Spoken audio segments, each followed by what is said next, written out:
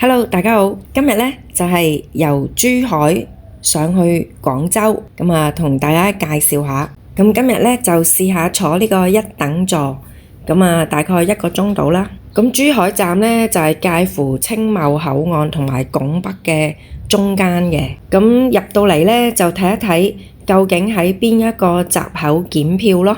而家檢票呢，其實用回鄉證就 OK 㗎喇。車站入邊呢，亦都有免費充電區，都係非常之方便嘅。今次呢，發覺呢，亦都有一個係育嬰室喎，就俾啲媽媽呢就可以餵奶。另外呢，亦都有一個自助快遞。如果有啲嘢你唔想自己拎，又或者有啲嘢要寄返屋企，唔可以帶去高鐵嘅列車裏邊，呢個呢係真係幾好嘅。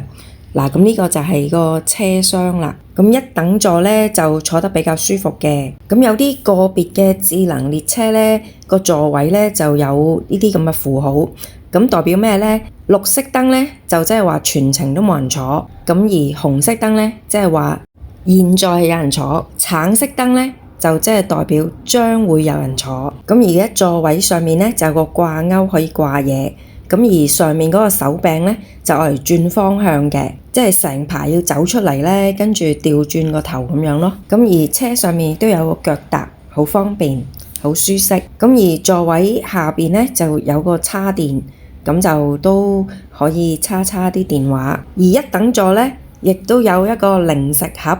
入邊有啲乜嘢呢？就係牛肉乾、青豌豆、餅乾同埋呢個果乾。亦都有一個飲品附送㗎。